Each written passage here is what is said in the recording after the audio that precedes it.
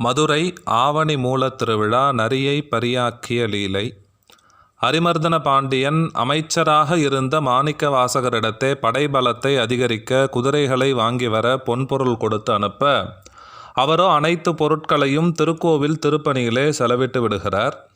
குதிரை எங்கே என்று மன்னருடைய சேவகர்கள் எல்லாம் வந்து கேட்கிறார்கள்.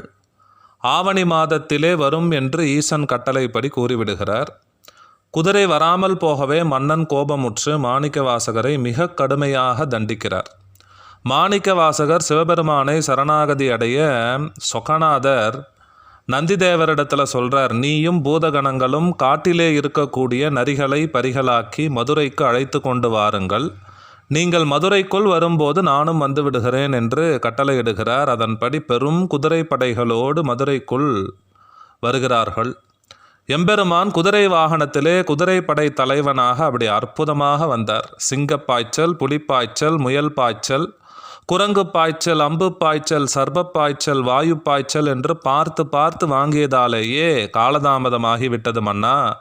இதற்காகவா நீ மாணிக்க வாசகரை தண்டித்தாய் என்று கூறி கயிறை மாற்றி விடுகிறார். அது முக்கியமான சம்பிரதாயம். குதிரை வாங்கும்போது கயிறு மாற்றிக்கொள்வார்கள்.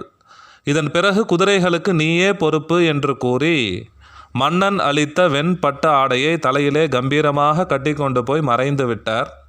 மன்னனும் மகிழ்ந்து மாணிக்க வாசகரை விடுவித்து விடுகிறான். தன்னுடைய பக்தனை காக்க இறைவன் எப்படியும் வருவார் என்பதை உணர்த்தக்கூடிய அற்புதமான திருவிளையாடல் நரியை பரியாக்கிய லீலை. ஆனாலும் இன்னும் திருவிளையாடல் முடியல. மீண்டும் பரிகள் நரிகளாகும்.